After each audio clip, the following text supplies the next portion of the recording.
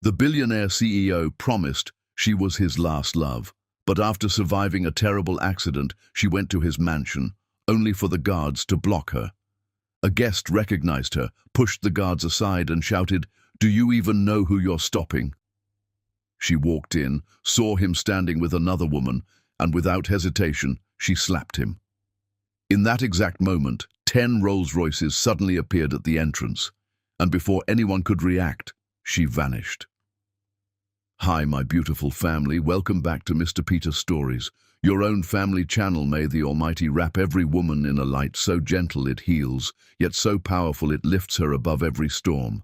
May your hearts stay soft even after carrying battles no one sees, and may your spirits rise stronger each morning, crowned with dignity that no voice, no wound, no hardship can ever take away. I pray your homes become places where peace walks freely, where laughter replaces every tear, and where your worth is honored the way God intended, without limits, without conditions, without question. May every step you take be guided by blessings that chase away pain, open new doors, and fill your days with joy that lasts. You are the breath of compassion, the strength behind generations, the love that never stops giving. And today, from the deepest part of my heart, I ask God to keep lifting you, protecting you, and surrounding you with endless grace. If your heart is true, like the video. If your love is real, write, "I am with Mr. Peter." The guards didn't recognize her. Deborah Gordon stood at the iron gates of the Bracewell mansion, her fingers trembling against the cold metal. The security guard looked her up and down with thinly veiled contempt, taking in her simple black dress, the faint scars still visible on her forearms from where glass had torn through skin. "Mr. Bracewell doesn't see charity cases," the taller guard said, his hand already moving toward his radio. "You need to move along." She didn't move. Couldn't move.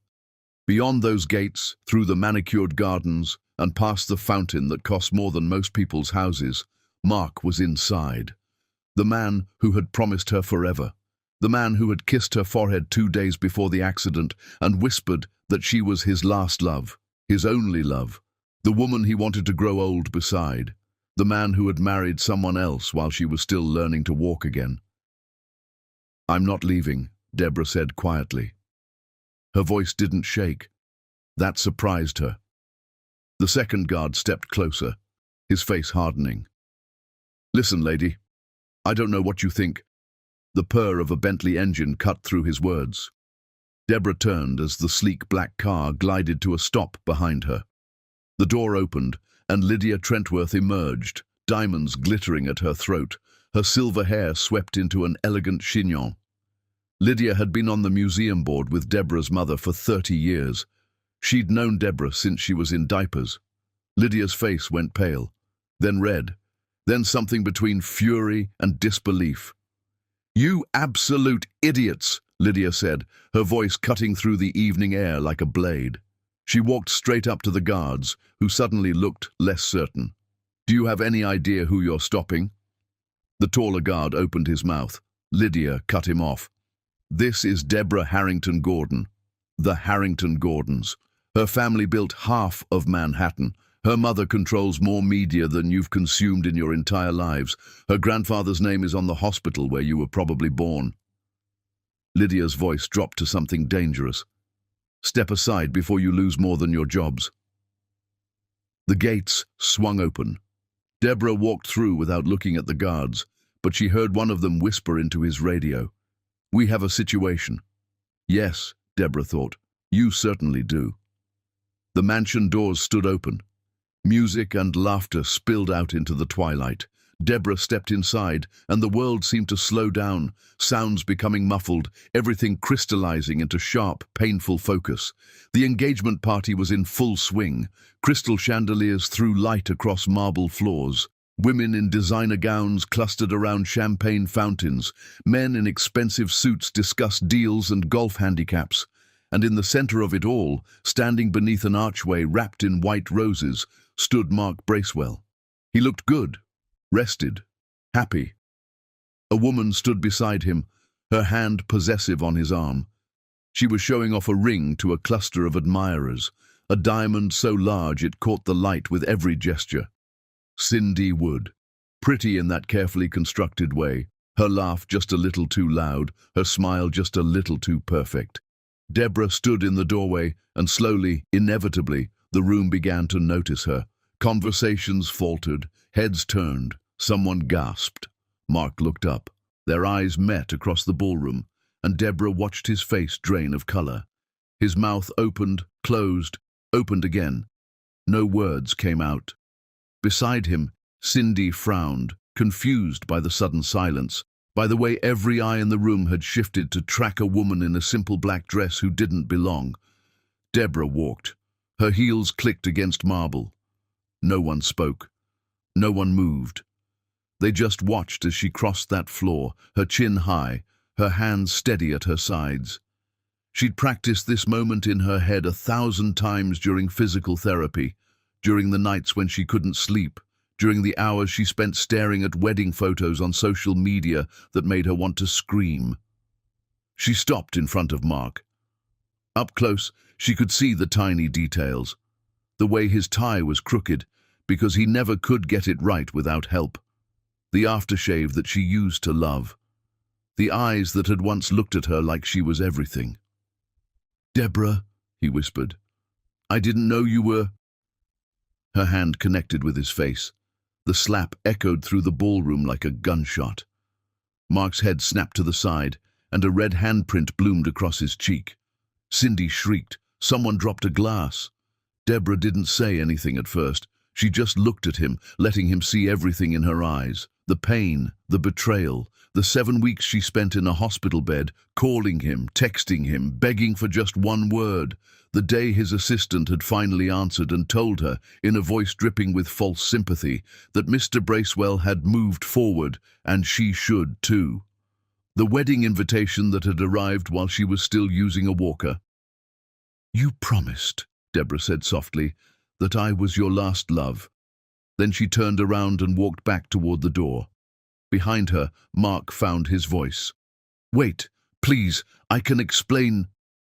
The roar of engines drowned out his words. Through the open doors, Deborah could see them arriving in perfect formation. 10 Rolls-Royces, gleaming black under the streetlights, pulling up one after another like a precision military operation. Drivers emerged and opened doors, and from each car stepped members of Deborah's family. Her mother, Sylviane Harrington Gordon, elegant and terrifying in cream silk. Her uncle Richard, who sat on the boards of 6 Fortune 500 companies.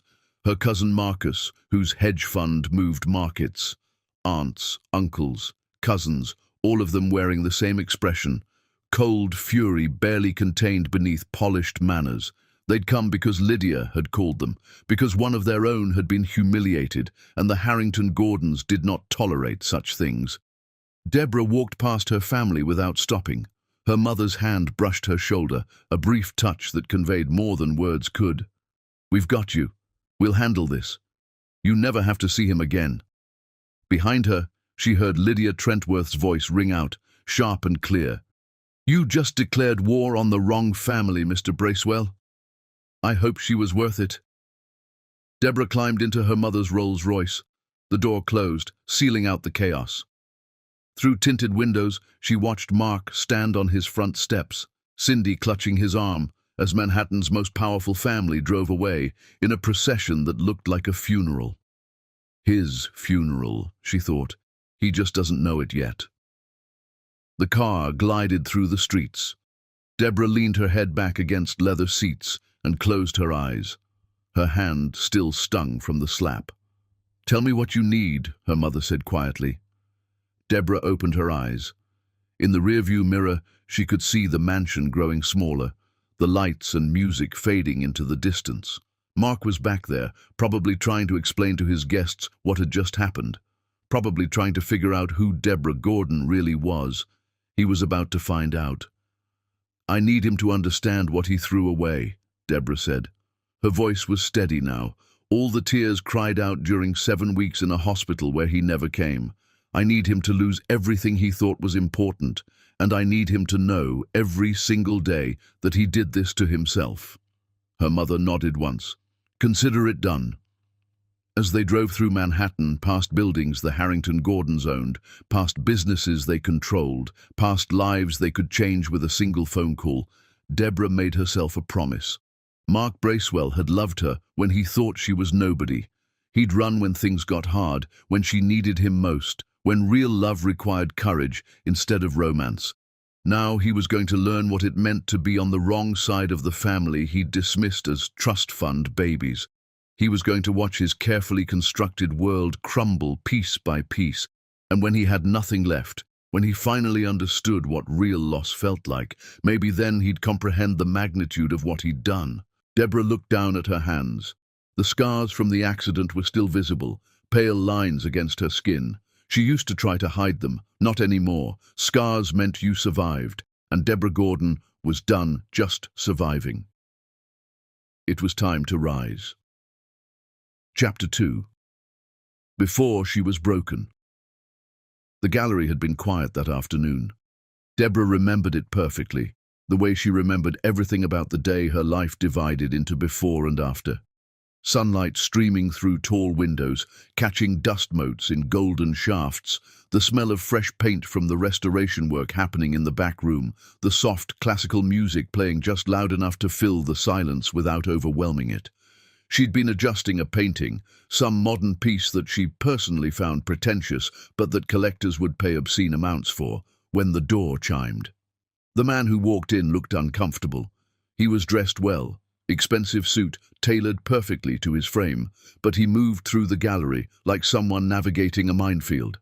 His eyes darted from painting to painting with an expression that said he'd rather be anywhere else. Deborah had seen the type before.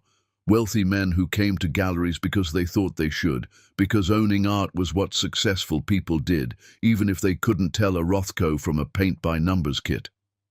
"Can I help you?" she'd asked, keeping her voice professional and distant. He'd turned, and something in his face had surprised her. Not arrogance, which she'd expected. Honesty.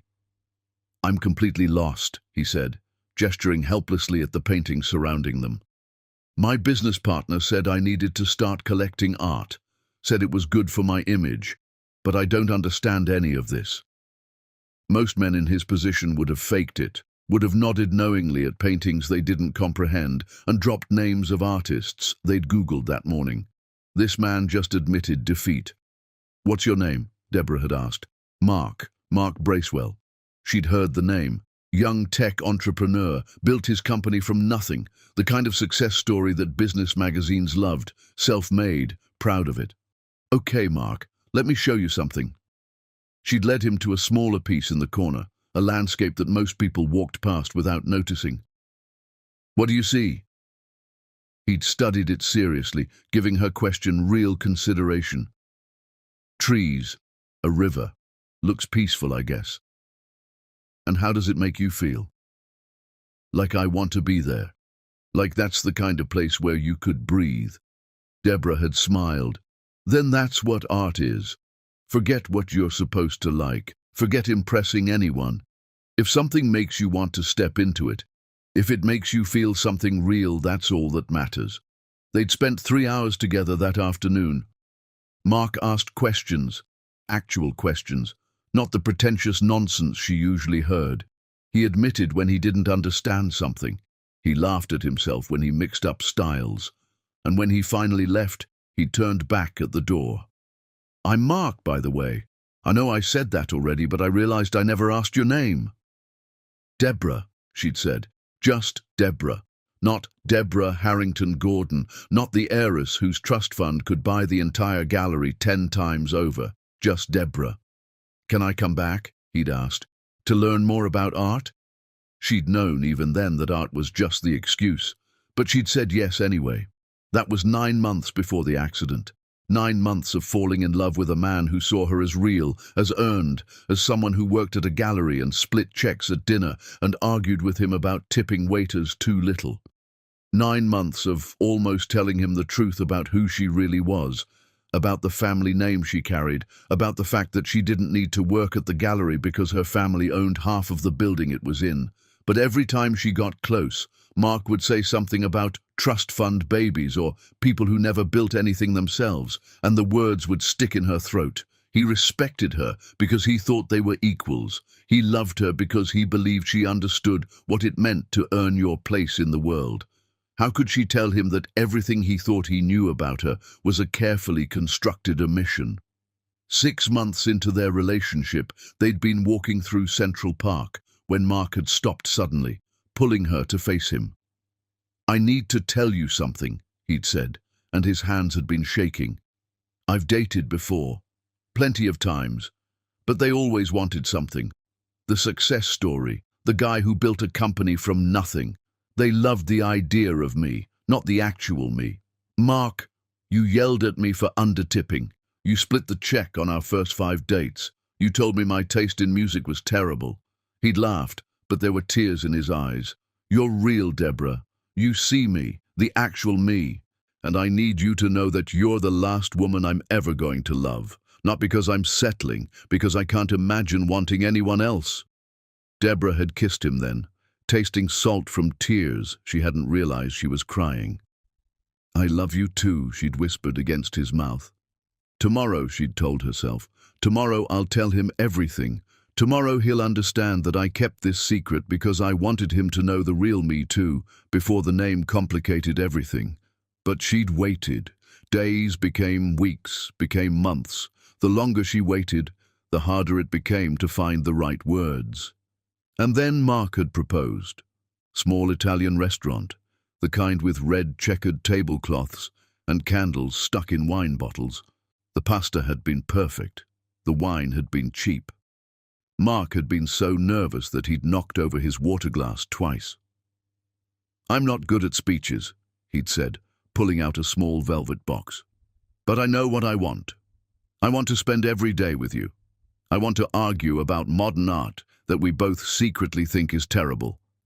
I want to grow old with someone who makes me better just by existing." The ring had been simple, beautiful in its simplicity. Not the massive diamond a Harrington Gordon heiress would be expected to wear, but perfect for Deborah, the gallery worker, Deborah, the woman who split checks, Deborah, the real person he thought he knew. "Yes," she'd said, because she couldn't imagine saying anything else.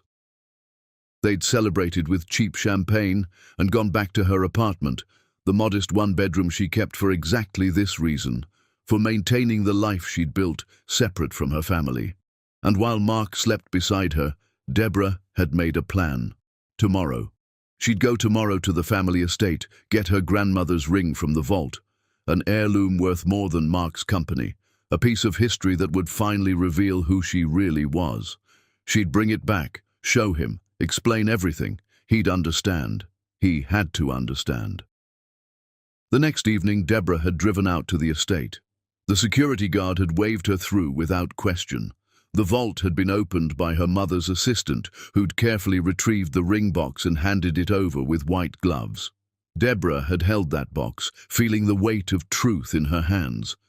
She'd imagined Mark's face when she opened it, the questions, the conversation they'd finally have. Maybe he'd be angry at first, but then he'd understand. He'd see that she'd wanted to be real for him, wanted to be loved for herself before the name changed everything. She'd been smiling when she got back in her car. She'd been thinking about their future when the drunk driver ran the red light. She'd been reaching for her phone to call Mark when the world exploded into glass and metal and screaming. The last thought Deborah had before everything went black was simple and devastating. "I never told him." When she woke up 7 days later, machines beeping around her, pain radiating through every nerve, her mother sitting beside the hospital bed with red eyes, the first words out of Deborah's mouth were, "Where's Mark?" Her mother's face had said everything. "He came once," Sylviane said quietly. "The first day you were here. You were unconscious. He looked at you, at the machines, the injuries, everything, and I saw him break. Not with grief, Deborah, with fear. He left after 20 minutes. He hasn't been back." Deborah had closed her eyes. "Call him, please. Tell him I'm awake. Tell him I need him." Her mother had made the call. Then another, then another. Mark never answered. Deborah spent 7 weeks in that hospital. 7 weeks of surgery and physical therapy and learning to walk properly again. 7 weeks of calling Mark's phone and hearing it ring into voicemail. 7 weeks of watching her mother's face grow harder every day as the man who'd promised forever chose to disappear instead. And then the wedding invitation had arrived. Cream paper, elegant script, the kind of formal announcement that rich people sent when they wanted everyone to know about their happiness. Mark Bracewell and Cindy Wood request the honor of your presence at their wedding. 5 weeks. He'd waited 5 weeks after her accident to marry someone else. Deborah had been in physical therapy when she'd opened it, standing at the parallel bars, trying to remember how legs were supposed to work. The therapist had caught her before she hit the ground. "I need to see it," Deborah had told her mother that night. "I need to see him marry her." Deborah. "No, I need to see what I meant to him. I need to see it with my own eyes." So she'd gone. Stood across the street from the venue, hidden among tourists and street vendors, and watched through the windows as Mark Bracewell married Cindy Wood. The ceremony had been small, intimate. Mark had looked exhausted, his smile not quite reaching his eyes. Cindy had looked triumphant, like someone who'd just won a prize. And Deborah had stood there, still using a cane, still wearing compression bandages under her clothes, and made a decision. If Mark Bracewell wanted to walk away from her when she needed him most, fine. If he wanted to marry some woman he barely knew instead of fighting for the relationship he'd claimed was forever, fine. But he was going to learn what he'd thrown away. He was going to discover exactly who Deborah Gordon really was. And when his world crumbled, when everything he'd built came apart in his hands, he'd know that he'd done it to himself. Deborah had gone home that night and called her mother. "I'm ready," she'd said. "Tell the family, it's time." And in that moment, Mark Bracewell's fate was sealed. Chapter 3. The hospital where love died. The first time Mark visited, Deborah had still been unconscious. She wouldn't know this until later, until her mother finally told her the full story, until the private investigator she'd hired pulled hospital security footage and had a professional reconstruct exactly what had happened during those 7 weeks when her life hung in the balance. But it was important. The details mattered, because Mark would later claim he'd tried, that he'd wanted to be there, that circumstances had pulled him away. The footage told a different story. Day 1. Mark had arrived at the hospital 6 hours after the accident, still wearing the same clothes from that morning. He'd looked shocked, shaken, like someone moving through a nightmare.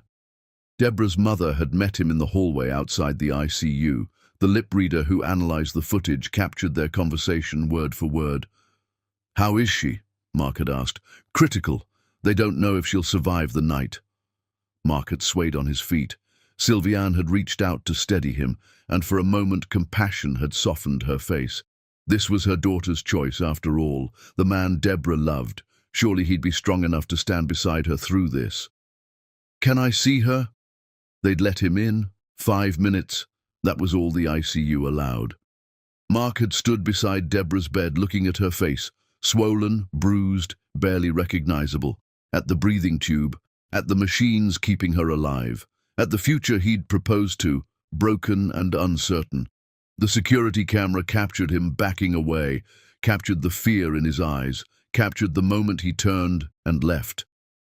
"I can't," he'd said to Sylviane in the hallway. "I'm sorry, I can't do this." "She needs you," Sylviane had said, her voice hardening. "Mark, she's going to survive. The doctors say her prognosis is good, but she needs to know you're here. She needs—" "I'm sorry," he'd repeated. And then he'd left. He'd gone to the parking lot, sat in his car for 20 minutes, hands shaking on the steering wheel. And then someone had gotten into the passenger seat. Cindy Wood. The investigator had tracked her down later, found out that she'd been waiting at a nearby coffee shop, found out that Mark had called her after leaving the ICU, told her he needed someone to talk to, needed someone to help him process what he'd just seen. Cindy had been ready. She'd been planning this for weeks, ever since she'd learned about Deborah's accident through the extensive gossip network that wealthy people maintained. She'd seen an opportunity and positioned herself perfectly to catch Mark when he fell. The footage showed them talking, showed Cindy's hand on Mark's arm, her face sympathetic, her voice captured faintly by the parking lot microphones, saying exactly what a frightened man needed to hear. You can't help her by destroying yourself. Mark, what if she's not the same? What if there's permanent damage? You have a company to run. You have responsibilities. You can't put your life on hold indefinitely. Mark had nodded, had believed her, had driven away from that hospital thinking he was being practical, being realistic, being mature about an impossible situation. He'd never come back. Deborah had woken up a week later. She'd asked for him immediately, her voice hoarse from the breathing tube they'd only just removed. Her mother had tried to soften it, had tried to prepare her, but there was no gentle way to say, "The man you love abandoned you." "Call him," Deborah had whispered. "Please, Mom, just call him. He doesn't know I'm awake yet." Sylviane had made the call. Mark's phone had rung and rung. Finally, someone answered. Mr. Bracewell's office. Not Mark, his assistant, a woman named Patricia who Deborah had met exactly once and who'd looked at her like she was staff. "This is Sylviane Harrington Gordon. I need to speak with Mark immediately. It's about Deborah. Mr. Bracewell is unavailable. This is urgent. Deborah is awake. She's asking for him." A pause, then, "I'll pass along the message." But the message never reached Mark, or if it did, he chose not to respond. Deborah called herself the next day using the hospital phone, her fingers shaking so badly she could barely dial. Mark's personal cell, the one he'd given her on their third date with the instruction to call any time for anything. It rang straight to voicemail. She tried again an hour later. Voicemail. She tried texting. No response. She tried his office line. Patricia answered again, her voice dripping with false sympathy. "Miss Gordon, I've been instructed to inform you that Mr. Bracewell has moved forward with his life. He wishes you a full recovery, but he's asked that you stop attempting to contact him." The words had hit like a physical blow. Deborah had dropped the phone. A nurse had found her 10 minutes later, curled around herself in the hospital bed, sobbing so hard she couldn't breathe. That was week 2. By week 3, Deborah was in physical therapy. The accident had shattered her left leg, fractured her pelvis, caused internal bleeding that required 2 surgeries to repair. The doctor said she was lucky to be alive. The physical therapist said she'd walk again, but it would take time, patience, and work. Deborah worked like her life depended on it, pushed through pain that made her scream, forced her body to remember how to do things that had been automatic before. And while she worked, she called Mark. Every day, sometimes multiple times, he never answered. Week 4, Deborah's mother brought clothes from her apartment. In the pocket of her jacket was a business card. "Cindy Wood," it read, "event coordinator." "I found this," Sylviane said quietly. "It was in Mark's office when I went to retrieve some of your things you'd left there. Cindy Wood. She's the wife of Mark's business partner. Except what? They're getting divorced. The partner and Cindy. The papers were filed 3 days after your accident." Deborah had stared at that business card.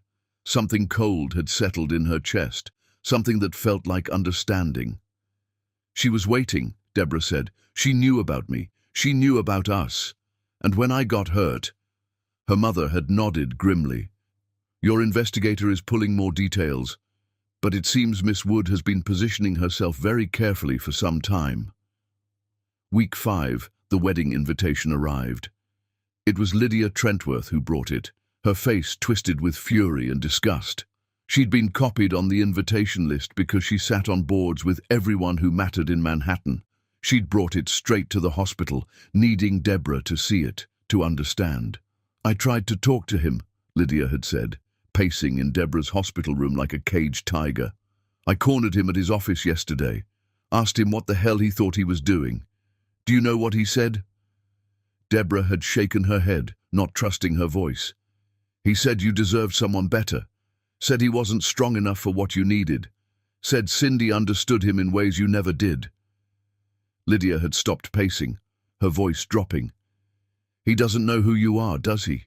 He thinks you're just some girl who worked at a gallery. I never told him. Why? Deborah had looked down at her hands, at the IV still taped to her skin. Because I wanted him to love me for me, just me. Not the name, not the money, not the connections. I wanted something real. Oh, darling, Lydia had said, sitting on the edge of the hospital bed. It was real, but real doesn't always mean lasting. Real doesn't always mean strong enough. Week 6, Deborah had been moved to a regular room. She could walk with a walker, could manage most things herself. The doctors were talking about discharge. One afternoon, her mother arrived with a laptop. I need to show you something, Sylviane had said. The investigator finished his report. They'd watched the parking lot footage together, watched Mark sit in his car while Cindy poisoned his mind, watched the security tapes from the coffee shop where they'd met 3 more times that first week. Watched as Cindy carefully, methodically convinced Mark that staying with Deborah was impossible, that she deserved better, that moving on was the kindest thing he could do. The lip reader had caught one particular conversation 2 days before Deborah woke up. She's going to need months of recovery, Cindy had said. Maybe years. You'll spend your whole life taking care of someone who reminds you every day of this tragedy. Is that what you want? Or do you want a fresh start, Mark? A chance to be happy without guilt? And Mark, broken and scared, had said, I want to be happy. Deborah had closed the laptop, sat in silence for a long time. What do you want to do? Her mother had asked. I want to go to the wedding. Deborah, I need to see it. I need to see what I'm worth to him. I need to know if he even looks guilty, or if Cindy has convinced him that abandoning me was actually noble. Week 7, Deborah had been discharged. She'd gone home to her real apartment, not the modest one she'd maintained for Mark, but the penthouse in the building her family owned, the space that reflected who she actually was. She'd stood at the window that night, looking out over a city her family had helped build, and made herself a promise. Mark wanted to believe that leaving her was merciful. Cindy wanted to believe she'd won. They were both about to learn how wrong they were. The day of Mark's wedding, Deborah had stood across the street and watched him marry a woman he barely knew, watched him say vows that he'd promised first to her, watched Cindy slip a ring on his finger that symbolized the biggest mistake of his life. And when it was over, when the small crowd of guests had left and the venue lights had gone dark, Deborah had called her mother. I'm ready. Start Protocol 7. Protocol 7 was the Harrington-Gordon family's term for systematic dismantling. It was what they did to people who hurt them, to competitors who crossed lines, to anyone foolish enough to declare war on one of the most powerful families in America.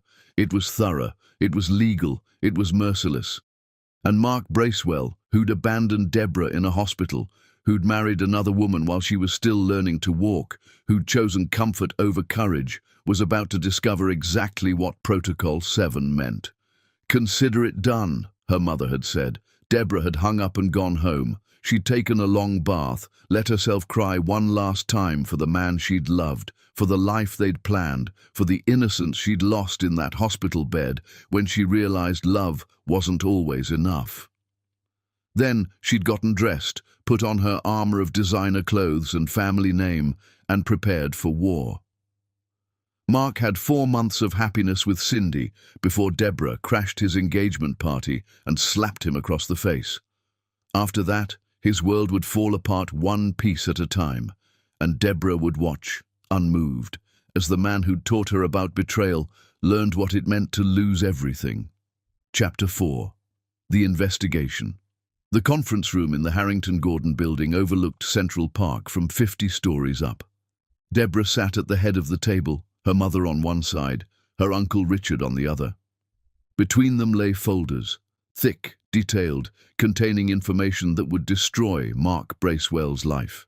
They'd waited 4 months to open these folders. 4 months for Mark to feel secure, to believe he'd gotten away with it, to settle into his new life with Cindy. 4 months for the guilt to fade, for the memory of Deborah in a hospital bed to become something he could compartmentalize and forget. Now it was time to remind him. The investigator was very thorough, her mother said, pushing the first folder toward Deborah. You should know what you're about to do. Once we start this, there's no mercy, no stopping halfway. The Harrington Gordon name will be attached to his destruction, and everyone will know we did it deliberately. Deborah opened the folder. The first page was a photograph of Cindy Wood, not the polished version from Mark's engagement party, but a grainier security camera shot from an underground poker room. Timestamp, 3 months before Deborah's accident. She was a regular, Uncle Richard said, his voice flat and businesslike.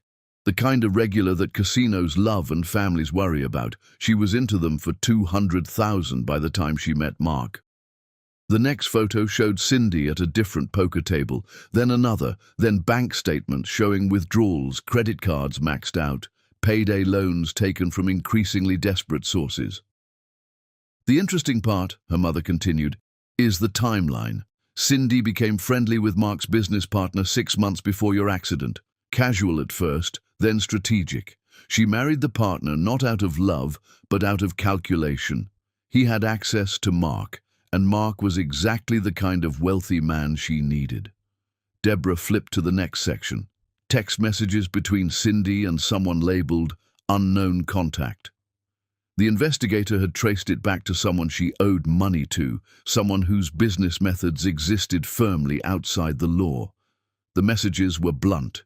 Need more time. About to land something big. You said that last month. You're out of time, Cindy. I'm working on it, trust me. This one's worth millions.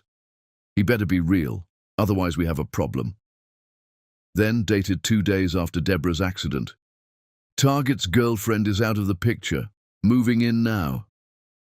Deborah's hands tightened on the folder, but her voice stayed level. She researched me. Extensively. Her uncle pulled out another set of documents. Found out about your family 3 weeks before the accident. She knew exactly who you were, what you were worth, what your relationship with Mark meant in terms of social and financial elevation. And when you got hurt, she saw her window. More than that, she engineered it. Her mother's voice went cold. The hospital parking lot footage shows her meeting with Mark multiple times during your first week. The coffee shop meetings were pre-planned. She'd positioned herself as his business partner's wife, someone safe to confide in, someone who could offer sympathy without agenda. Except it was all agenda, all manipulation, all carefully calculated to catch a man when he was most vulnerable and steer him away from the woman he'd promised forever. The next section of the folder contained transcripts. The investigator had hired a professional lip reader to analyze every frame of security footage, reconstructing conversations word by word. Deborah read them in silence. Cindy's voice, that first parking lot meeting. Mark, you can't destroy yourself trying to save her. What if she's different after this? What if there's brain damage, personality changes? You could spend your whole life caring for someone who isn't the woman you fell in love with. Days later, at the coffee shop. I know you feel guilty, but guilt isn't love. You deserve someone who can meet you where you are, not someone you have to carry. A week after that. She has family. They have resources. She'll be taken care of. You staying won't change her outcome, but it will destroy yours.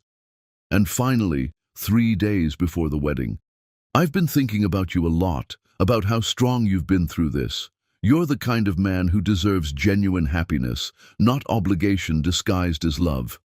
She's a professional, Deborah said quietly. This wasn't opportunistic. This was planned.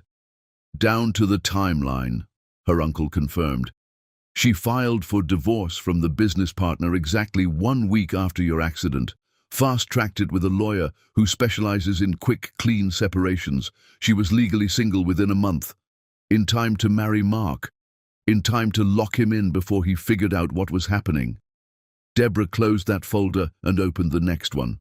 This contained Mark's financials, his company structure, his investors, his business relationships, his social connections, Everything that made Mark Bracewell successful was detailed in those pages, and next to each item was a note in red ink, written in her uncle's precise handwriting: primary investor, Rothmore Capital, 40% owned by HG Holdings. Headquarters lease, Morrison Building, HG Property Subsidiary. Tech patents, licensed from Ashford University, HG Foundation major donor. Banking, Sterling Private Wealth, HG family sits on board. On and on it went.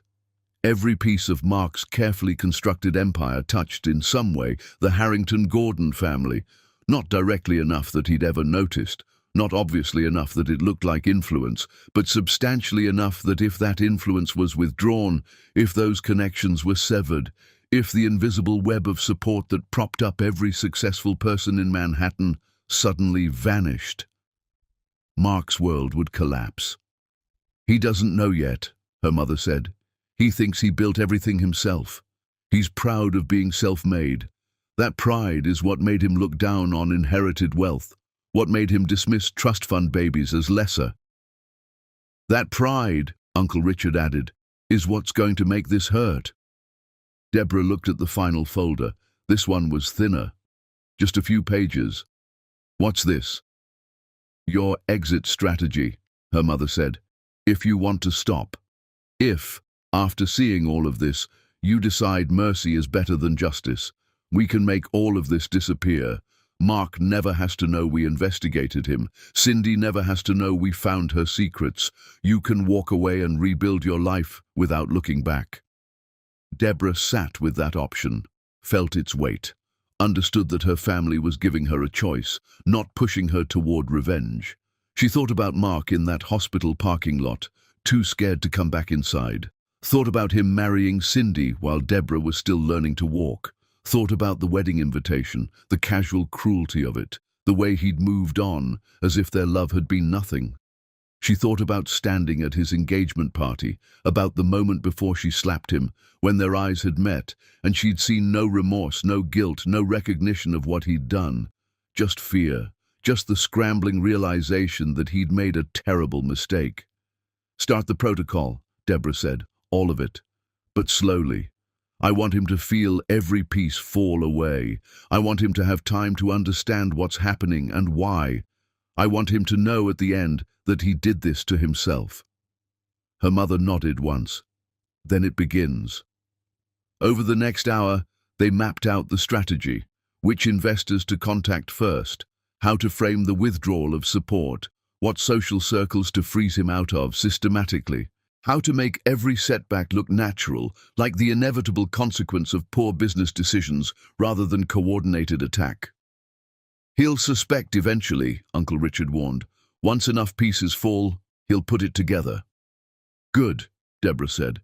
"I want him to know. I want him to lie awake at night, understanding exactly who he abandoned, exactly what family he dismissed as irrelevant, exactly how thoroughly he destroyed his own future."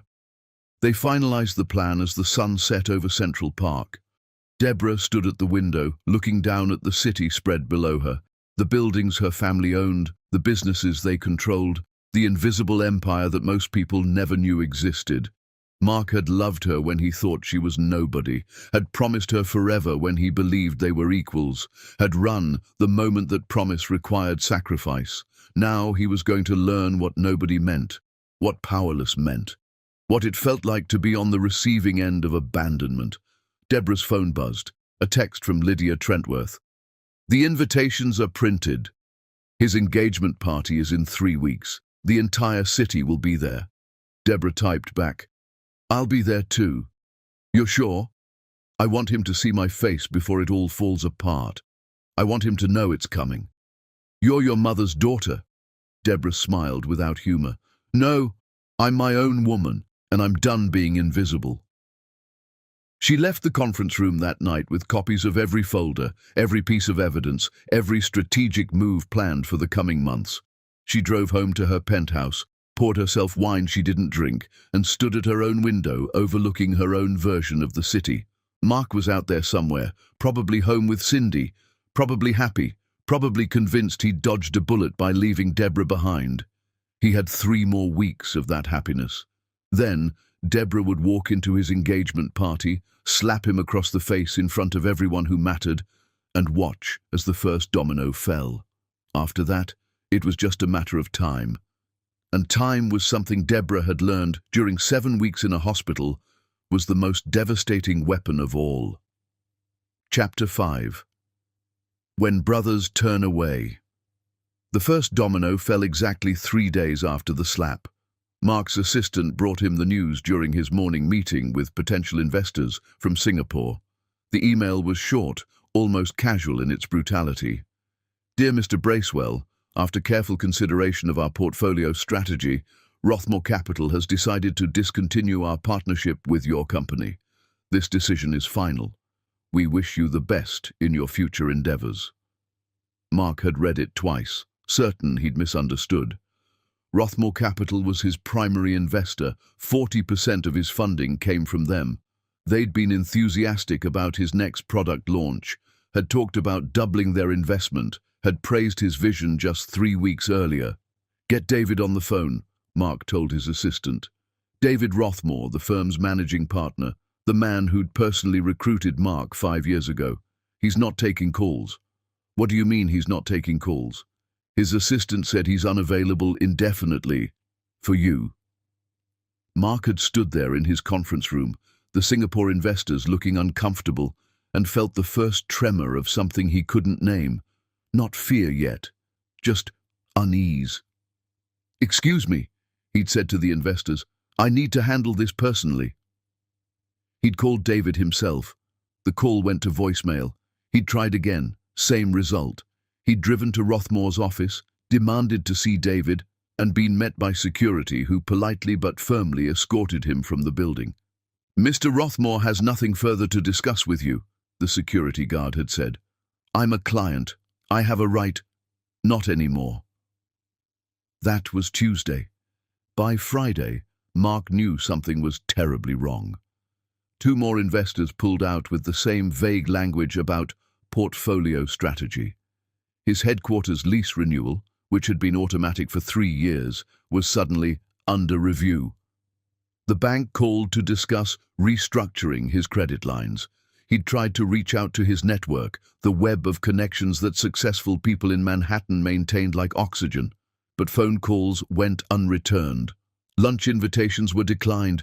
People who'd been friendly a week ago were suddenly too busy to meet. Mark stood in his office that Friday evening, looking at his calendar of cancelled meetings, and finally understood. Someone was coming for him. He went home to find Cindy hosting a party he didn't know about. Their living room was full of people he didn't recognize, music blaring, laughter echoing off expensive walls. Cindy was in the center of it all, holding court like a queen, wearing a dress that cost more than his first car. What is this? Mark asked, pulling her aside. A party, darling. You said I could invite friends. I said you could have a small dinner party. This is... He looked around at the strangers drinking his wine, eating catered food that must have cost thousands, treating his home like a nightclub. Who are these people? Friends, Cindy said, already turning away. Don't be boring, Mark. Enjoy yourself. But Mark couldn't enjoy anything. He went to his study, closed the door against the noise, and tried to figure out what was happening to his life. His phone rang. James, his best friend since college, the best man at his wedding to Cindy, the brother he'd never had by blood. Thank God, Mark said, answering. James, I need to talk to you about... I know about Deborah, James interrupted. His voice was cold. I know who she really is. I know what you did. Mark's stomach dropped. James, let me explain. You abandoned her in a hospital, married someone else 5 weeks later, and then I find out she's Deborah Harrington Gordon. The Harrington Gordons, Mark. Do you have any idea who that family is? What they control? I didn't know. That's not the point. James's voice cracked. The point is, you left her when she needed you most. You married Cindy before Deborah could even walk properly again. You're not the man I thought you were. James, please, I made a mistake. I know that. I can't look at you anymore. I can't sit across from you at lunch and pretend I don't see what you really are. "We're done, Mark. Don't call me again." The line went dead. Mark sat in his study while the party raged outside, holding a phone that felt like lead in his hand. James was gone. His best friend of 15 years, the person who knew him better than anyone, was just gone. The weekend was worse. Mark's younger brother Daniel had always looked up to him, always called him for advice, for help, for the kind of big brother guidance that made Mark feel like he'd succeeded at something beyond business. They had standing Sunday brunch reservations, had maintained that tradition even when life got busy. Sunday morning, Daniel didn't show up. Mark called him, no answer, texted him, no response. Finally, Mark drove to Daniel's apartment and knocked on the door until his brother answered. Daniel looked at him like he was a stranger. "Why are you here?" Daniel asked, not opening the door wider, not inviting him in. "You missed brunch. I was worried." "I didn't miss anything. I chose not to come." The words hit harder than Mark expected. "Danny, what's going on?" "Mom cries at night, did you know that? She thinks I can't hear her, but I can. She cries because her son, the one she used to brag about, the one she called her hero, turned out to be the kind of man who abandons people when things get hard." "That's not fair." "Fair?" Daniel's voice went sharp. "You want to talk about fair? Deborah Gordon was in a hospital for 7 weeks. You visited once, and then you married someone else before she could even go home. You don't get to talk to me about fair. I was scared, okay? I saw her and I didn't know what to do. So you ran, like a coward, and then you married a woman you barely knew because she made you feel better about running." Daniel stepped back, his hand on the door. "I defended you, Mark. When people asked questions, when the gossip started, I told them you must have had good reasons. But there are no good reasons. You're just weak." "Danny, don't call me that. That's what you called me when we were kids, when you were actually my brother, but my brother wouldn't do what you did. So whoever you are now, we're done." The door closed. Mark stood in the hallway of his brother's building, listening to locks turn, and felt something inside him break. That evening, Mark tried to go to his mentor's house, Lawrence Whitmore, the man who'd given Mark his first real investment, who'd taught him everything about business, who'd been like a father when Mark's own father had been absent. Lawrence wouldn't see him. Mark stood on the porch of a house he'd been welcomed into hundreds of times, and the housekeeper, a woman named Rosa, who used to make him cookies, looked at him with disappointment. "Mr. Whitmore doesn't want to see you," she said. "Rosa, please, I need to talk to him. He said if you came, I should tell you this. He taught you to be better than this. He believed you were better than this. He was wrong." She closed the door. Mark drove home in a daze. Every relationship he'd valued, every person who'd mattered was turning away, and underneath the confusion, underneath the pain, a terrible understanding was growing. This wasn't random. This wasn't coincidence. Someone had told them. Someone had made sure everyone knew the full story. Not Mark's version, not the narrative he'd constructed about impossible situations and necessary choices, but the truth, the timeline, the betrayal. Someone wanted Mark to be alone. He came home to find Cindy screaming at the housekeeper. "I don't care if the designer is unavailable," Cindy was saying, her face red, her voice shrill. "I'm Mrs. Mark Bracewell. You make it happen or you're fired." The housekeeper, a quiet woman named Maria who'd worked for Mark for 3 years, set down the phone and looked at Cindy with absolute calm. "I quit," Maria said. "You can't quit. I'm firing you." "No, I'm quitting, because I'd rather work for people with decency than stay in a house with you." Maria walked past Cindy, collected her coat and looked at Mark. "I'm sorry for whatever you're going through, Mr. Bracewell, but this woman you married, she's not worth losing your soul over." Then Maria left. Cindy threw a crystal vase at the wall. It shattered, glass exploding across marble floors, and she turned on Mark with fury in her eyes. "Are you going to let her talk to me like that?" Mark looked at Cindy, really looked at her, and saw a stranger. The woman he'd married in a fog of grief and guilt, the woman who'd seemed understanding and patient and real, was gone. Or maybe she'd never existed. Maybe this version, angry, entitled, cruel, had been hiding underneath all along. "Who are you?" Mark asked quietly. "What? Who are you really?" "Because the woman I married wouldn't treat people like that. Wouldn't scream at staff. Wouldn't throw things like a child." Cindy laughed, actually laughed. "You want to know who I really am? I'm the woman who saved you from wasting your life on damaged goods. I'm the woman who gave you an out when you were too weak to take it yourself. I'm the woman who deserves better than this falling apart mess you're turning into." The words hung in the air between them. "Damaged goods," Mark repeated. "You mean Deborah? The girl in the hospital who had you all twisted up, yes. Her.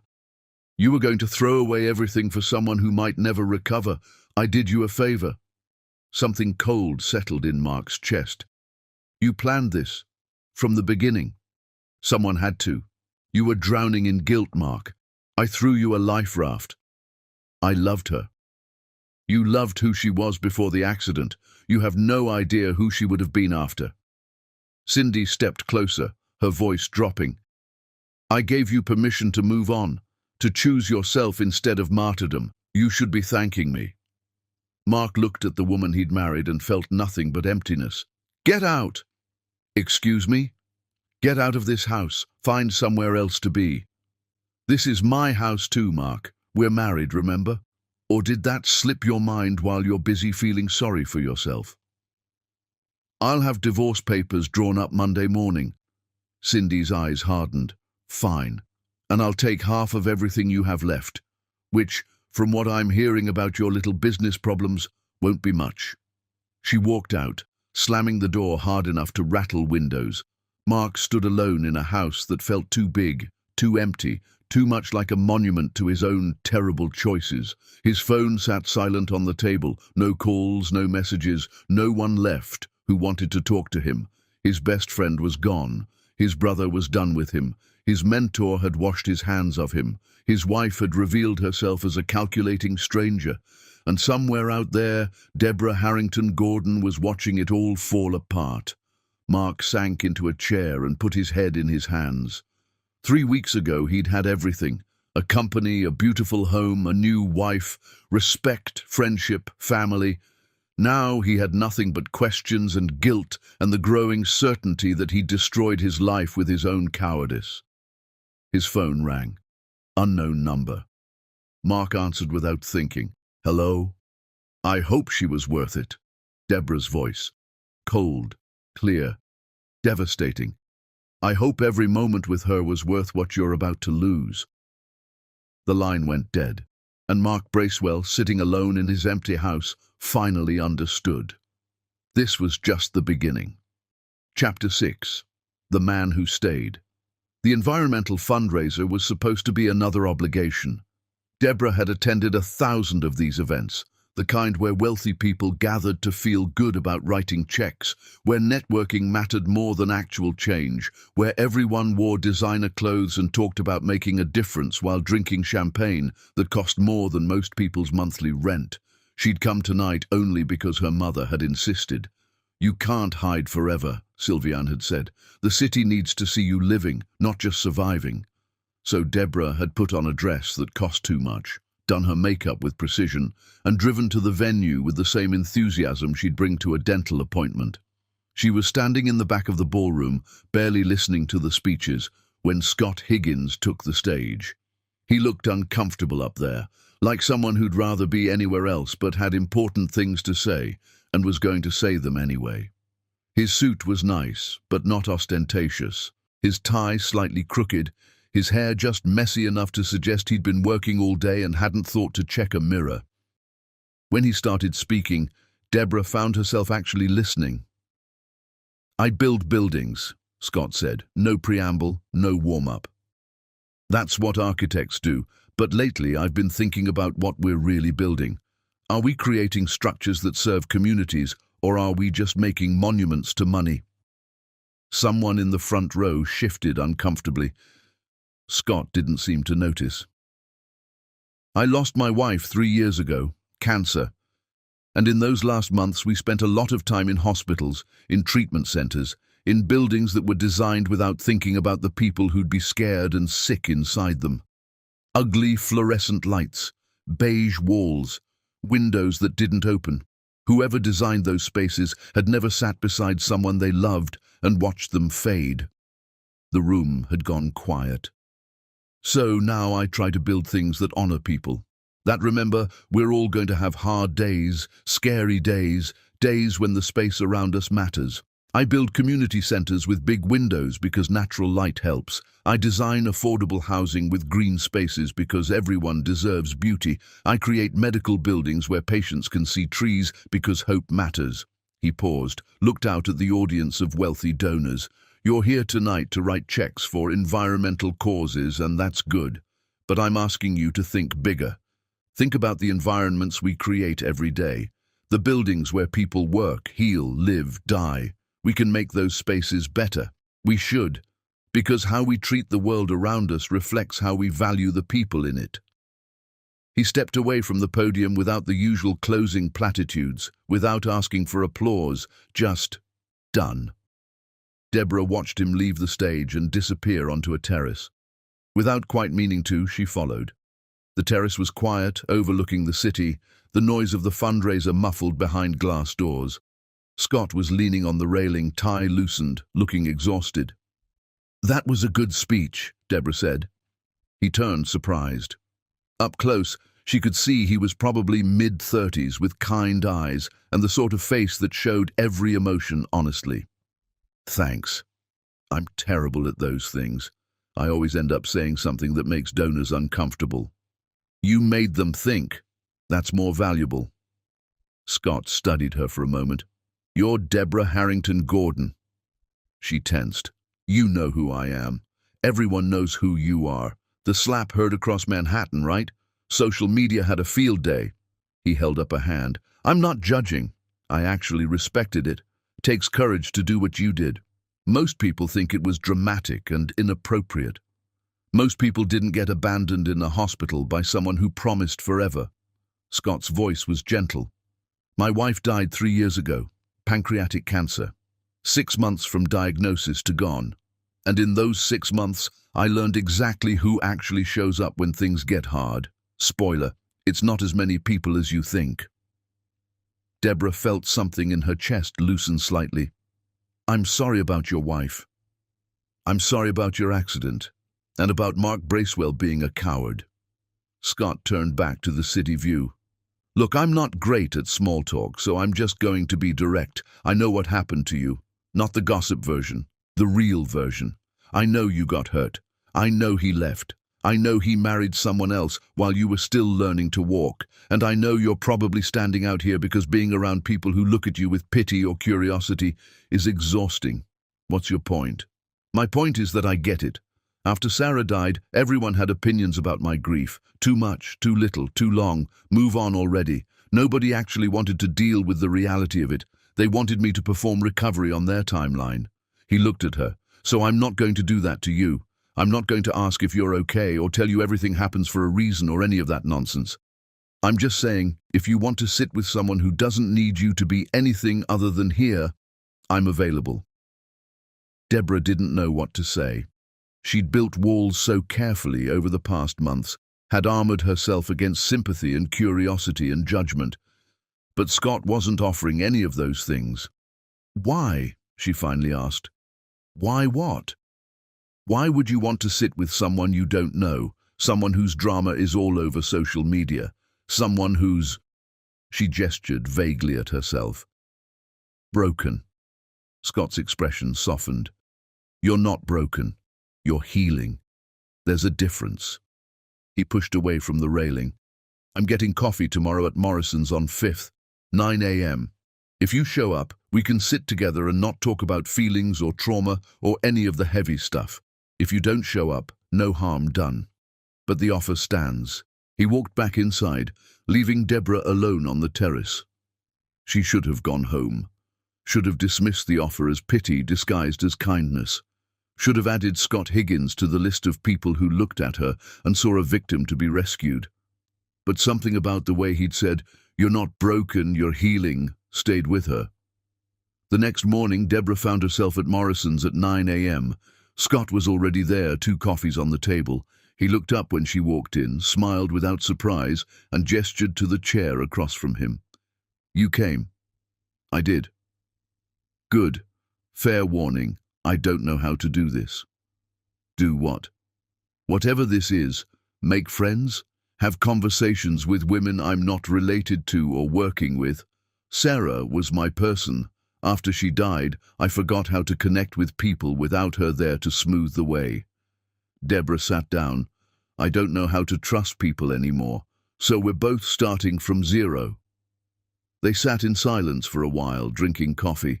It should have been awkward. It wasn't. Tell me about your work, Deborah finally said. So Scott did. He talked about buildings with the same passion he'd had in his speech, about creating spaces that mattered, about fighting developers who only cared about profit, about the community center he'd just designed for a neighborhood that had nothing. Deborah listened and found herself asking questions, real questions, engaging with someone's ideas instead of just going through social motions. What about you? Scott asked. What do you do? I worked at a gallery before. She paused. Now I'm figuring out what comes next. What do you want to come next? No one had asked her that. Everyone asked how she was feeling, if she was okay, if she needed anything. No one asked what she actually wanted. I want to matter again, Deborah said quietly. I want to be more than the girl who got hurt and the woman who got revenge. I want to build something that's mine. Then build it. It's not that simple. Why not? Because... She stopped. Why not? What was actually stopping her except fear? Scott leaned back in his chair. Sarah used to say that the hardest part of loss wasn't the grief. It was remembering how to want things again, how to imagine a future that looked nothing like the one you'd planned. Is that what you're doing? Imagining a new future? Every day. Some days are better than others. He smiled, and it was real. Today's a good day. They met for coffee the next day, and the day after that. Scott didn't push, didn't ask about Mark or the slap or her family or the revenge everyone knew she was orchestrating. He talked about his work, asked about her opinions on art and architecture, told terrible jokes that somehow made her laugh. 2 weeks in, Deborah tried to scare him away. They were walking through Central Park when she stopped abruptly. You should know something about me. I'm not a good bet. I'm angry most of the time. I don't trust easily. I have nightmares about the accident. I'm probably going to push you away just to see if you'll leave. Scott looked at her calmly. Okay. Okay? That's it? What do you want me to say? That you're too damaged for friendship? That I can't handle complexity? He shrugged. Deborah, my wife died slowly over 6 months. I watched her fade, watched her hurt, held her hand while she cried because she knew she was leaving me. I learned more about pain in those months than most people learn in a lifetime. Your anger doesn't scare me. Your mistrust makes sense, and if you push me away, I'll just stand here and wait until you're done testing me. Why would you do that? Because you're worth it. The words were simple, honest, no grand declaration, no dramatic gesture, just fact. Deborah felt something crack in her chest, something that had been frozen since the hospital. I don't know how to do this, she whispered. Do what? Let someone in again. Believe someone will stay. Scott reached out and took her hand. His palm was warm, his grip steady. Then we'll figure it out together, one day at a time. And if you need to test me, test me. If you need space, take it. If you need to scream at me, scream. I'm not going anywhere. You promise? I promise. They stood there in Central Park, hand in hand, and Deborah let herself believe just a little that maybe some people did stay. Maybe some promises weren't lies. Maybe some men were strong enough to handle her truth. A month after they met, Scott kissed her. They were in his apartment, looking at building plans spread across his dining table, arguing good-naturedly about window placement. Deborah had said something sarcastic, Scott had laughed, and then suddenly he was looking at her differently. "Can I kiss you?" he asked. The question itself was its own answer. Mark had never asked, had just assumed, just taken, just moved forward with the confidence of someone who believed himself entitled. Scott waited for permission. "Yes," Deborah said. The kiss was gentle, careful, full of question marks instead of demands. When they pulled apart, Deborah was crying. "Too much?" Scott asked, concerned. "We can slow down." "No, it's just, I forgot what it felt like to be asked, to have someone wait for my answer." Scott wiped away her tears with his thumb. "Then I'll keep asking, about everything, always, because you deserve to have choices, Deborah. You deserve to be heard." She kissed him again, and this time it was less careful, more desperate, full of all the fear and hope she'd been carrying. Scott kissed her back with patience, with steadiness, with the promise of someone who wouldn't run when things got complicated. Later, lying on his couch, her head on his chest, listening to his heartbeat, Deborah said, "I'm not over it. The betrayal, the anger, Mark. I didn't expect you to be. I'm going to have bad days. Days where I don't believe you'll stay. I know. And you're okay with that?" Scott's hand moved through her hair, gentle and constant. "Deborah, my wife died. I grieved her for 2 years. I still grieve her. Love doesn't erase pain, but it can exist alongside it." He tilted her chin up so she could see his eyes. "I'm not asking you to be healed. I'm asking you to let me stand beside you while you heal. There's a difference. What if I never fully heal? Then you don't, but you'll still be worth standing beside." Deborah closed her eyes and let herself rest against him. For the first time since the accident, since the hospital, since the moment Mark had walked away, she felt something other than anger. She felt safe. And in that moment, lying in Scott Higgins' arms while somewhere across the city, Mark Bracewell's world continued to crumble, Deborah understood something crucial. Revenge was satisfying, but rebuilding was powerful. Mark had taught her about betrayal. Scott was teaching her about resilience, and she was learning that the best revenge wasn't destroying Mark's life. It was building a better one without him. Chapter 7. The Marriage of Greed. The credit card statement arrived on a Tuesday. Mark sat in his office, a smaller space now, after losing the headquarters building, after downsizing to what he could afford with dwindling investor support, and stared at numbers that didn't make sense. $200,000 in 1 month. Designer clothing stores, jewelry boutiques, a spa in the Hamptons that charged $3,000 for a weekend package, cash withdrawals in amounts that suggested Cindy was stockpiling money somewhere he couldn't track. Mark's company was bleeding. He'd lost 2 major clients in the past month. His second-in-command had quit to take a position at some company he'd never heard of. Found out later it was owned by a Harrington Gordon subsidiary. His patent licensing was under legal review, with lawyers telling him he'd probably lose. The bank had restructured his credit, cutting his limits and raising his rates, and Cindy was spending money like none of it mattered. He drove home early, the statement clutched in his hand.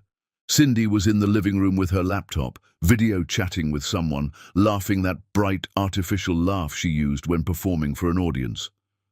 She saw Mark and ended the call abruptly. "You're home early. We need to talk." Mark put the statement on the coffee table. "What is this?"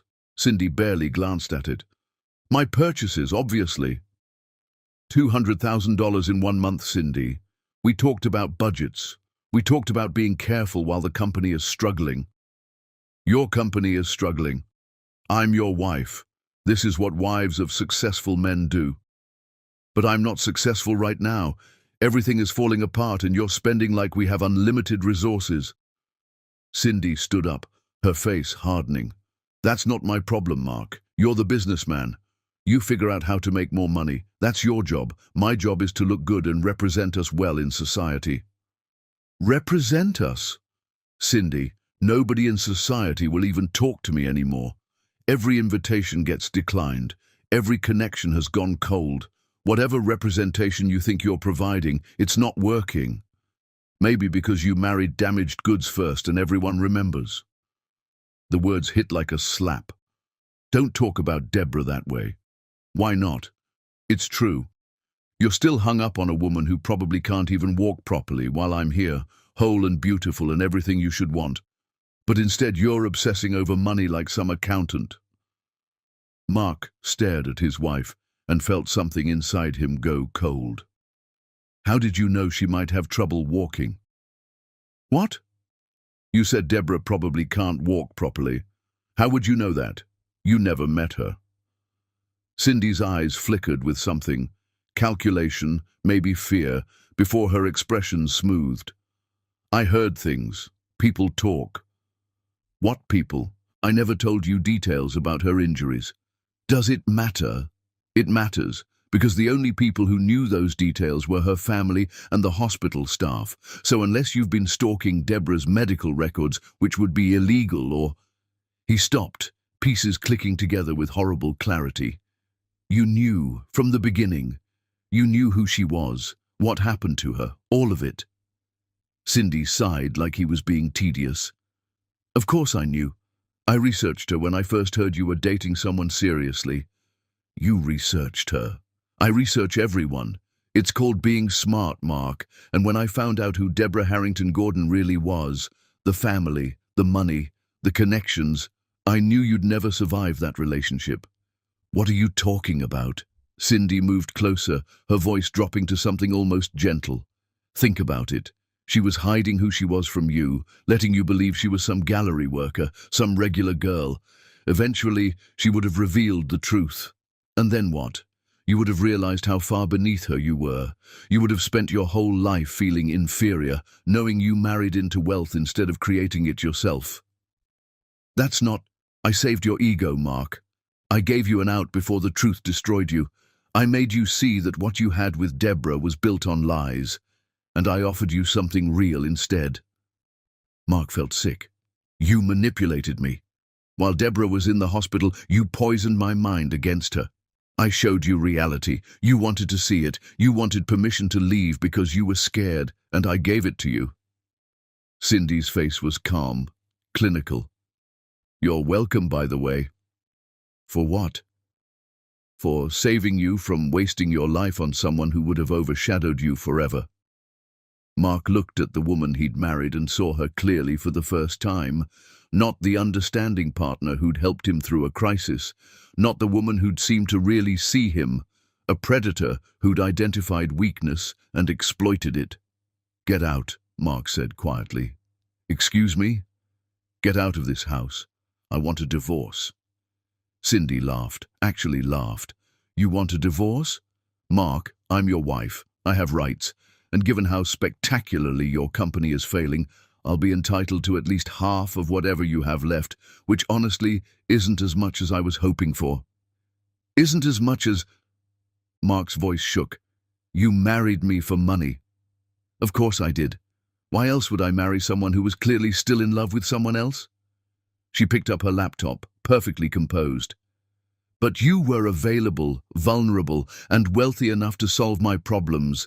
I had gambling debts, Mark, serious ones. People I owed were getting impatient. You were my solution. You're insane. I'm practical. There's a difference. Cindy walked toward the stairs, then paused. Oh, and those offshore accounts you're probably wondering about? That's my exit strategy. I've been moving money since a month after the wedding. Insurance in case your business collapsed before I could take my cut legally. She went upstairs. Mark heard the bedroom door close. He stood alone in his living room, understanding finally, completely what he'd done. He'd abandoned a woman who loved him, truly loved him, who'd hidden her identity because she wanted him to love her for who she was, not what she represented, and married a con artist who'd seen him as nothing more than a transaction. Mark pulled out his laptop and opened his email, searched for messages from Cindy during those early weeks after the accident, found them. Just checking on you. I know this must be so hard. I'm here if you need someone to talk to. You don't have to go through this alone. Every message carefully worded to sound supportive while subtly undermining his relationship with Deborah. Every conversation designed to make him doubt, to make him afraid, to make leaving seem like the mature choice instead of cowardice. He opened his phone next, found text messages he'd forgotten about. Cindy sending him articles about traumatic brain injuries, about personality changes after accidents, about relationships that didn't survive crisis. All of it calculated, all of it manipulation, all of it designed to push him away from Deborah and toward Cindy, and he'd fallen for it, had let his fear overpower his love, had chosen the easy path over the right one. Mark's phone buzzed. Text from his lawyer. Client has filed divorce papers. She's asking for spousal support, property settlement, and compensation for emotional distress of marriage dissolution. This will get expensive. Of course it would. Mark looked around his house, the one Deborah had never seen, the one he'd bought with Cindy, the one that had never felt like home. Tomorrow he'd lose this too. Tomorrow he'd lose everything. His company was failing. His investments had abandoned him. His friends had turned away. His brother wouldn't speak to him. His mother could barely look at him, and his wife had revealed herself as someone who'd married him purely to escape her own debts. Everything Mark Bracewell had built, everything he'd been proud of, was crumbling, and it was his own fault. He could blame Cindy for manipulation, could blame the Harrington-Gordon family for their systematic destruction of his business, could blame circumstances and bad timing and fear. But at the core of everything was one simple truth. When Deborah had needed him most, Mark had run. He'd promised forever and delivered 5 weeks. He'd claimed to love her and couldn't handle seeing her hurt. He'd built a reputation as a self-made man, but couldn't survive the moment that required actual strength. Mark sat in his empty house and let himself feel the full weight of what he'd lost. Not the company or the money or the status. Those were just things. He'd lost the woman who'd loved him when he was nobody, who'd chosen him over her family name, who'd wanted him to know the real her before the complications. He'd lost Deborah, and no amount of success, no amount of money, no amount of anything would ever give her back. His phone rang. Unknown number again. Mark answered, already knowing who it would be. "She's showing you who I could have been," Deborah's voice said. Cold, clear, final. "Cindy is showing you what it looks like when someone marries you for what you can give them instead of who you are. I hope the lesson was worth the price." "Deborah, please." But she was already gone. Mark sat in his house and understood that this was his life now, this isolation, this regret, this consequence. And somewhere across the city, Deborah Harrington-Gordon was building a new life with someone who'd been strong enough to stay, while Mark had nothing left except the knowledge that he'd destroyed everything with his own weakness. The divorce papers arrived the next morning, and Mark Bracewell, who'd once thought he had it all, signed them with hands that shook and a heart that had finally learned what loss really meant. Chapter 8. When Everything Falls. The email arrived at 6 a.m. on a Monday, like an execution scheduled for maximum impact. Mark read it 3 times, certain he was misunderstanding, but the words never changed. "Dear Mr. Bracewell, your lease for office space at Morrison Tower will not be renewed. Per our agreement, you have 30 days to vacate the premises. No exceptions will be made. Morrison Tower, his company headquarters for the past 3 years, the building where he'd closed his biggest deals, hired his best people, built the infrastructure that made everything else possible. Gone." Mark called the property management company immediately. Got transferred 4 times before reaching someone who would actually talk to him. "The building is owned by Morrison Property Group," the manager said, his voice professionally neutral. "And Morrison Property Group has been acquired by Ashford Holdings." "So? What does that have to do with my lease?" "Ashford Holdings is restructuring their portfolio. They've decided not to renew several commercial leases, including yours." "On what grounds?" "My lease has automatic renewal clauses, which can be overridden by new ownership during restructuring. It's all legal, Mr. Bracewell. I've sent you the relevant documentation." Mark hung up and immediately researched Ashford Holdings.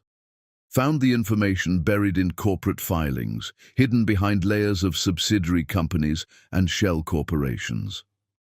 Ashford Holdings was owned by Harrington Gordon Capital. Of course it was. Mark spent the next week trying to find new office space, contacted every commercial real estate agent he knew, toured properties, submitted applications. Every single one came back rejected. "I'm sorry, Mr. Bracewell, but the building has decided to go in a different direction. Your application was very competitive, but we've chosen another tenant. Unfortunately, your business doesn't align with our building's portfolio strategy." The excuses varied. The result was always the same. By week 2, Mark's head of development, his most talented engineer, the woman who designed their core technology, gave notice. "I'm sorry, Mark. I've been offered an incredible position. Better pay, better resources, actual funding for my projects." "Where?" She'd hesitated. "Vertex Technologies." Mark had looked it up after she left. Vertex Technologies, owned by a Harrington Gordon subsidiary. His best engineer, poached by the family, systematically destroying him. He'd wanted to be angry, but he understood. Why stay on a sinking ship when you had a chance to survive? Week 3, the patent office called. "Mr. Bracewell, I'm calling regarding your technology patents. Our review has found issues with the licensing agreements from Ashford University. The university is claiming that certain aspects of your patents violate the terms of your original research agreement." "That's impossible. We've been over those agreements 100 times. Ashford University has brought in new legal counsel to review all technology transfer agreements. They're prepared to pursue legal action if necessary." Mark had looked up the new legal counsel, a firm that had represented Harrington Gordon interests for 30 years. His patents, the foundation of everything his company had built, were being challenged by a university that had suddenly, inexplicably, decided to review agreements that had been settled years ago. No coincidence, no accident, just another piece falling into place. By week 4, the banks started calling. "Mr. Bracewell, we need to discuss your credit facilities. Given the changes in your business situation, we're implementing new terms." New terms meant higher interest rates, reduced credit limits, immediate repayment schedules that were designed to strangle cash flow. Every financial institution he'd worked with for years was suddenly treating him like a risk. Because he was a risk. Because the Harrington Gordons had made sure everyone knew he was a risk. Mark's final investor called on a Thursday afternoon. "I'm out, Mark. I'm sorry, but I can't keep throwing money into a company that's bleeding clients, losing office space, facing patent challenges, and getting frozen out by every bank in Manhattan. Give me time. I can turn this around." "With what? You have no headquarters, no funding, your best people are leaving, and nobody will work with you. Mark, you're done. And everyone knows why you're done. The Harrington Gordons. You abandoned their daughter in a hospital. What did you think would happen? That they'd just let it go? That family doesn't let anything go. They're making an example out of you, and the rest of us are smart enough not to stand in the way." The line went dead. Mark sat in his rapidly emptying office. Half his staff had already left, following the exodus of anyone with marketable skills, and watched his company die in real time. Emails from clients cancelling contracts, messages from partners dissolving agreements, notifications from service providers terminating arrangements. A cascade of failures, each one logical on its own, all of them together creating an avalanche that buried everything he'd built. His phone buzzed. Text from his mother. "Your brother moved to California. He didn't tell you because he didn't want you to know where. He asked me not to tell you either, but I think you deserve to know your own brother doesn't want you to have his address." Mark stared at that message until the words blurred. Daniel was gone. Not just metaphorically. Actually, physically gone to the other side of the country to get away from him. His mother's next text. "I don't know who you are anymore. Dad would be ashamed. I'm ashamed. Don't call for a while. I need time." Mark's hands shook. Put down the phone before he dropped it. His mother, the woman who'd raised him, who'd been so proud when he'd built his company, who'd told everyone her son was special, she couldn't look at him anymore. That night, Mark went home to the house he'd soon have to sell. Cindy's divorce settlement was taking half of everything, including property, and found the media had discovered the story. Articles everywhere. The billionaire who abandoned his injured fiancée. From tech success to social pariah. The Mark Bracewell story. How one bad decision destroyed a rising star. They had photos. Deborah in the hospital, leaked from somewhere. Probably her family wanted people to see what he'd done. Timeline of events. Interviews with people who knew them. The comment sections were brutal. He deserves everything that's happening. Imagine abandoning someone when they need you most. The Harrington Gordons are making him pay. Good.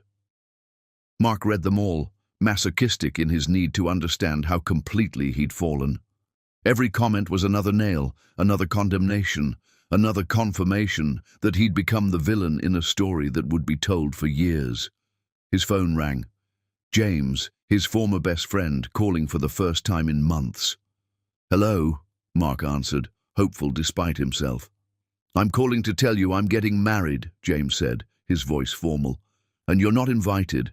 I wanted you to hear it from me instead of seeing it online." "James, please. I loved you like a brother. But what you did to Deborah, I can't have that in my life. My fiancé agrees. We don't want people at our wedding who don't understand what loyalty means. I made a mistake. You made a choice. You chose fear over love. You chose convenience over commitment. And now you're paying for it." James's voice softened slightly. "I hope you learn something from this, Mark. I hope you become better. But that better version of you isn't someone I need to know." The call ended. Mark looked around his house, soon to be sold, soon to be someone else's home, and felt the walls closing in. He'd lost everything: company, money, status, friends, family, respect. All of it gone because he'd been too afraid to stand beside someone who needed him. His doorbell rang. Mark answered to find a courier with papers. Divorce settlement, finalized. Cindy had taken everything she could legally claim and some things that were questionable. The house would be sold, the proceeds split. What little was left after his company's failure would barely cover his debts. He was going to end up in a small apartment somewhere, working some mediocre job, starting over at 40 with nothing but regrets. Mark signed the papers with a hand that didn't shake anymore. He was beyond shaking. Beyond feeling much of anything except a dull, persistent ache. His phone buzzed one more time. Social media notification. Someone had tagged him in a post. It was an engagement announcement. Scott Higgins and Deborah Harrington Gordon. The photo showed them on some beach, sunset behind them. Deborah laughing at something Scott was saying. She looked happy, genuinely, radiantly happy. Scott was looking at her like she was the only person in the world. The caption, "When you find someone who stays." Mark stared at that photo for a long time. At Deborah's smile, so different from the careful smiles she'd given him. At the way Scott held her, protective but not possessive. At the love that was obvious even through a screen. She'd moved on, found someone better, someone who didn't run when things got hard. And Mark was alone in a house he was losing, with a company that had failed, with relationships that had dissolved, with nothing left except the knowledge that he'd done this to himself. He thought about calling her, begging for forgiveness, trying to explain. But what would he say? That he'd been scared? That he'd let someone manipulate him because it was easier than being brave? That he was sorry? Sorry didn't fix anything. Sorry didn't undo the abandonment. Sorry didn't give back the 7 weeks she'd spent in a hospital calling for him while he was choosing someone else. Sorry was just a word that meant nothing when the damage was already done. Mark closed his laptop, turned off his phone, sat in the dark and finally fully understood what he'd lost. Not just Deborah, not just his life, but the man he'd thought he was, strong, self-made, successful. That man had been an illusion built on favorable circumstances. The real Mark Bracewell was the one who ran, who chose easy over right, who broke promises when they became inconvenient. And now the world knew it too. Tomorrow he'd start packing his office. Next week he'd list the house. Next month he'd move into whatever apartment he could afford. But tonight, Mark Bracewell sat in the ruins of his life and learned what it meant to lose everything by being too weak to fight for anything. Somewhere across the city, Deborah was probably celebrating her engagement with the man who'd been strong enough to stay. And Mark was alone with his choices, his regrets, and the devastating understanding that he had no one to blame but himself. Chapter 9. The Unraveling. The office was empty. Mark stood in the space that used to house 30 people, engineers, designers, support staff, the infrastructure of a company he'd spent years building, and listened to the echo of his footsteps on bare floors. They'd all left, every single one of them. Some had been poached by competitors, some had found positions at companies with better prospects, some had just walked away, unwilling to stay on a ship they knew was sinking. The last one to go had been Patricia, his assistant of 5 years. "I'm sorry, Mr. Bracewell," she'd said yesterday, not meeting his eyes. "I've been offered a position with better security." "Where?" "Sterling Consulting Group. Another Harrington Gordon subsidiary." "Of course." "I understand," Mark had said, because what else could he say? "Stay and watch your career die with mine." She'd left without looking back. Now Mark packed boxes alone. Company files that meant nothing anymore.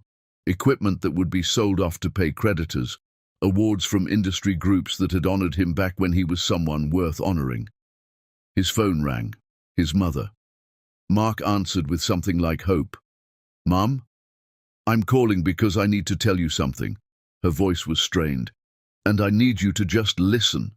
"Okay. Your brother is getting married in December, in California, and Mark, you're not invited." The words landed like physical blows. "He asked me specifically to make sure you understood. No surprise appearance, no trying to come anyway. He wants to celebrate his future without being reminded of your failures." "Mom." "And I agree with him." Silence. Heavy and awful. "What you did to that girl," his mother continued, "I can't forgive. I thought I raised you better. I thought you understood loyalty, commitment, standing by people when life gets hard. But I was wrong, and I'm not sure I want to know the person you've become. I made a mistake. I know that." "You made a choice. You keep calling it a mistake, like it was accidental, like you tripped and accidentally married someone else while the woman you claimed to love was in a hospital. But that's not what happened. You chose. And now you want everyone to feel sorry for you because you're facing consequences. I know what you want. You want us to forgive you without you actually changing. You want sympathy without accountability. But that's not how this works, Mark. That's not how any of this works." She hung up. Mark stood in his empty office and felt something break inside him that he hadn't known could still break. His mother, his family, gone. He sat on the floor, back against the wall, and let himself feel it all.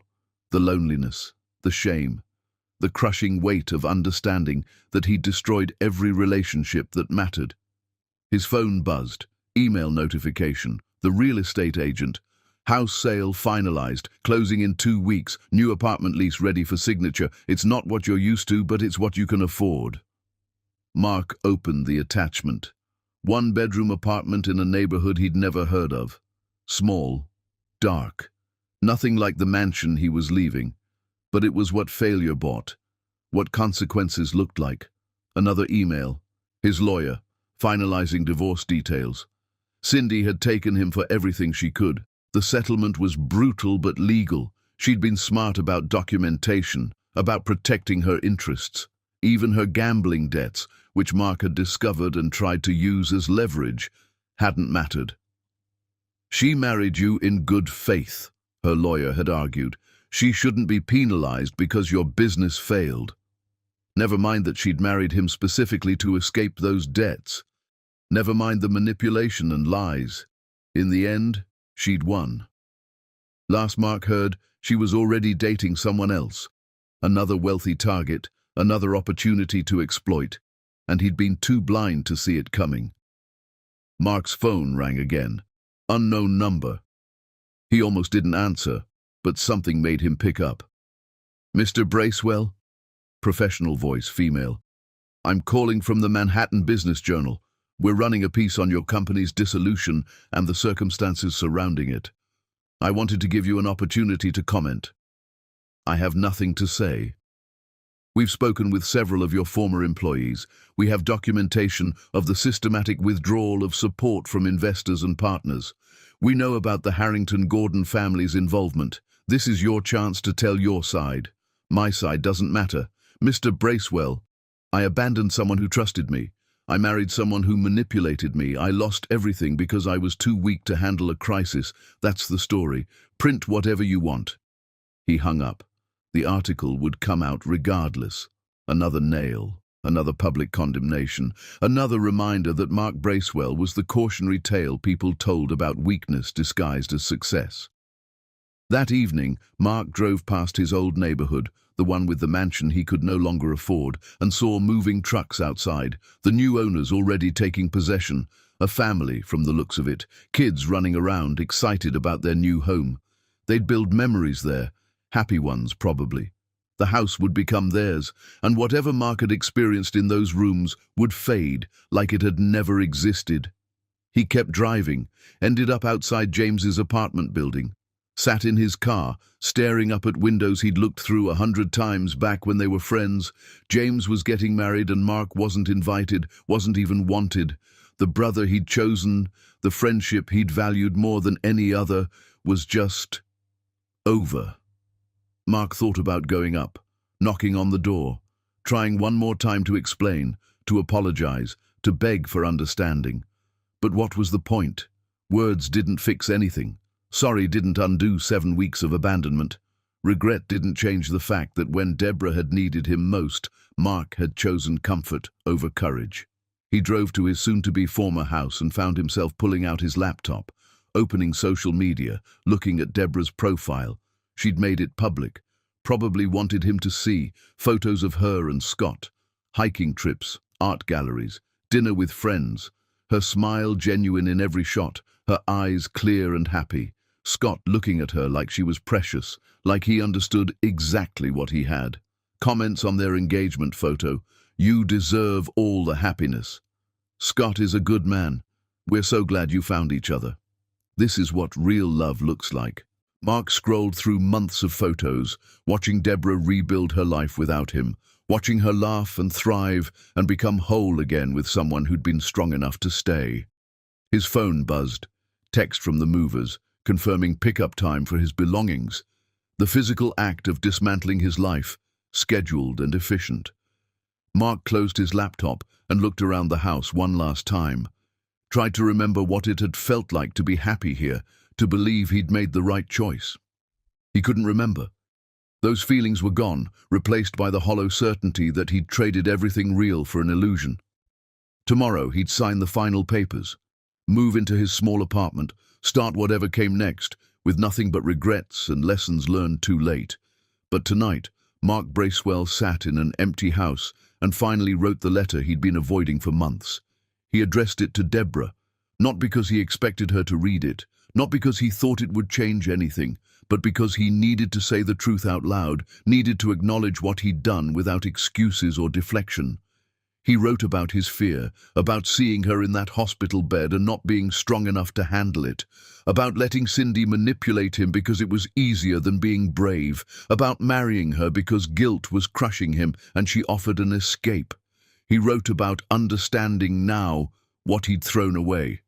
Not just Deborah, but the version of himself he'd believed in, the self-made man, the strong leader, the loyal partner. All of it had been hollow. He wrote about watching her rebuild her life with Scott, about seeing her happy with someone who deserved her, about knowing he'd lost the only woman he'd ever really loved.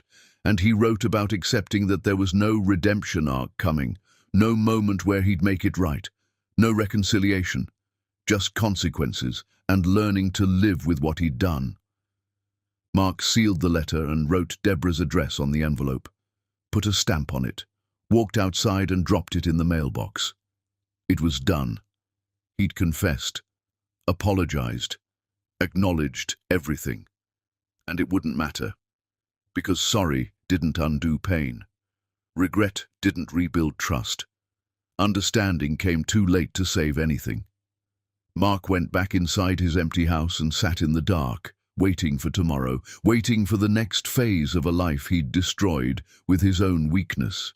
Somewhere across Manhattan, Deborah was probably with Scott, planning their wedding, building their future, being loved by someone who understood what promises meant.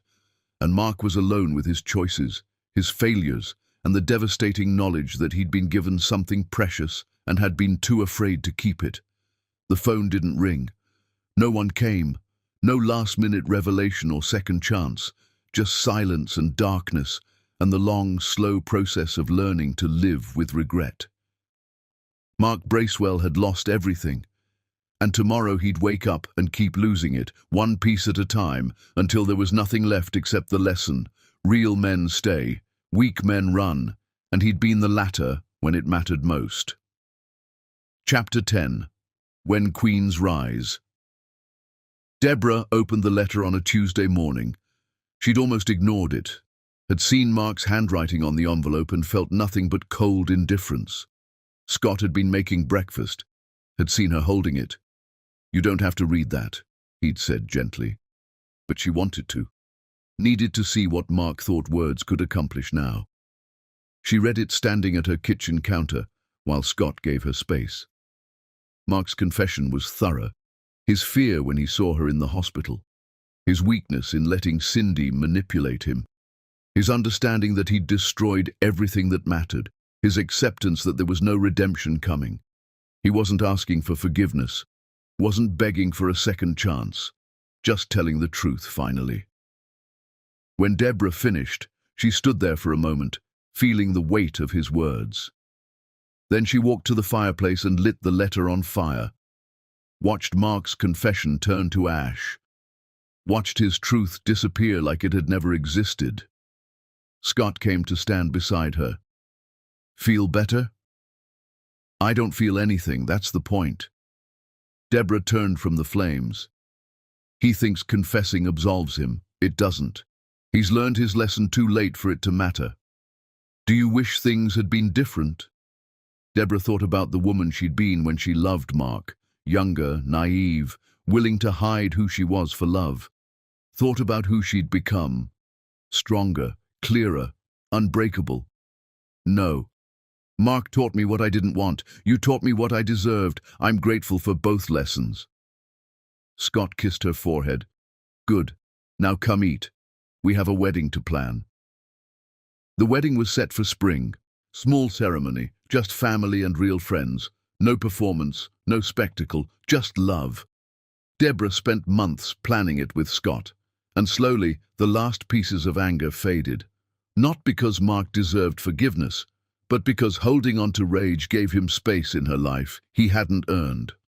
3 months before the wedding, her mother called. Mark tried to reach out through business channels. "I had it blocked." "Good," Deborah said. "I have nothing to say to him. He's working some consulting job now, small apartment in Queens. Cindy took everything in the divorce. His mother won't return his calls. His brother moved across the country." Deborah listened without feeling anything. "He made his choices, and you made yours. I'm proud of you, darling, for rising, for becoming unbreakable." The words settled in Deborah's chest like truth. She was unbreakable, not because nothing had broken her. The accident had, Mark's abandonment had, 7 weeks in a hospital had shattered her. But she'd rebuilt, stronger, better. The wedding day was perfect. Spring sunshine, cherry blossoms in bloom. The ceremony in her family's private garden, where generations had married, where love had always been celebrated. Deborah wore a dress that showed her scars, the faint lines on her arms from the accident, proof she'd survived. She didn't hide them anymore. They were part of her story. When she walked down the aisle, Scott's face transformed, tears streaming, love so obvious it made her mother cry. The vows were simple, honest. "I promise to be strong when you need strength," Scott said. "I promise to stay when things get hard. I promise to love you not despite your scars, but because they're part of who you are." Deborah's vows were equally clear. I promise to trust you with my truth.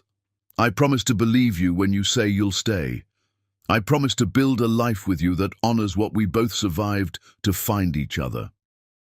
When they kissed, the crowd erupted, and Deborah felt, for the first time since the accident, completely whole. The reception was joyful, dancing and laughter and speeches from people who genuinely loved them. No pretense, just real connection. Lydia Trentworth gave a toast that silenced the room. I've known Deborah since she was a child, watched her grow into a remarkable woman, and I watched her break when someone she trusted failed her. Lydia's voice rang clear. But breaking isn't the end. Sometimes it's the beginning. Deborah didn't just survive. She rose. And Scott, you were wise enough to see that strength and patient enough to let her heal. That's what real men do, they stay. The applause was deafening. Later, her mother pulled Deborah aside. Mark tried to come today. Security stopped him at the gate. Deborah felt nothing. Did he say anything? Just that he wanted to congratulate you. Security turned him away. Good. Her mother studied her face. You really don't care anymore.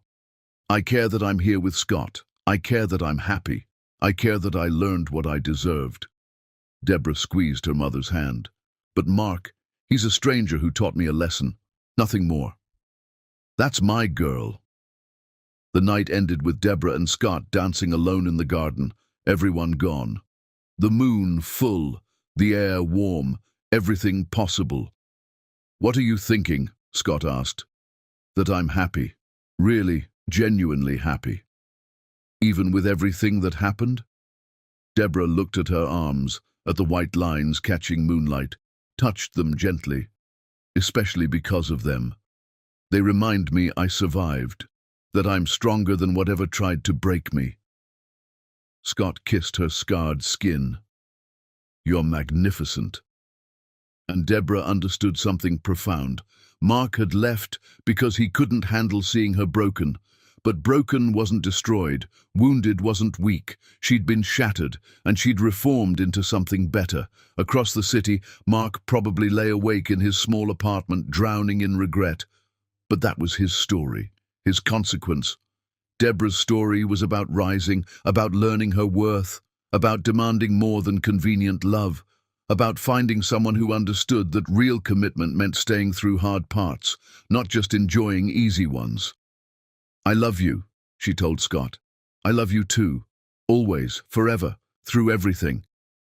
This time Deborah believed it, because some promises were real. Some men kept their word.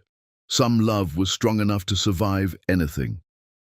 1 year after the wedding, Deborah stood in the foundation she'd built, for accident survivors, for people rebuilding after trauma, using her family's resources to create something meaningful, something that honored what she'd endured.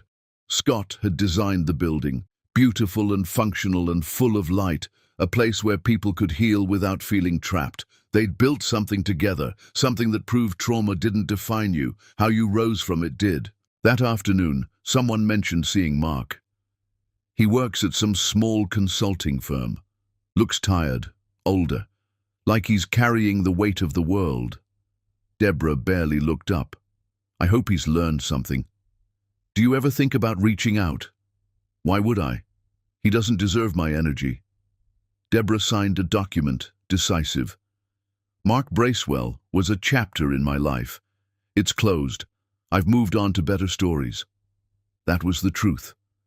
Mark wasn't worth her anger, wasn't worth her time, wasn't worth any emotional energy. He was simply irrelevant. That evening, Deborah came home to Scott cooking dinner, music playing, their penthouse full of warmth and life. How was your day? Scott asked, kissing her. Perfect. Helped 3 new survivors get into the program. Made a real difference. That's my wife, changing the world one person at a time. They ate together, talked about their days, made plans for the weekend. Simple, beautiful, real. And Deborah understood what love was supposed to be. Not dramatic declarations, not grand gestures, not promises made over expensive wine. Just showing up, every day, through everything, being present, being strong, being real. Mark had promised forever and delivered 5 weeks. Scott had promised always and delivered every single day since. That night, lying in bed with Scott's arms around her, Deborah thought about who she'd been before the accident. Young, naive, willing to hide herself for love. She didn't miss that woman. The woman she'd become, scarred, strong, unbreakable, was better.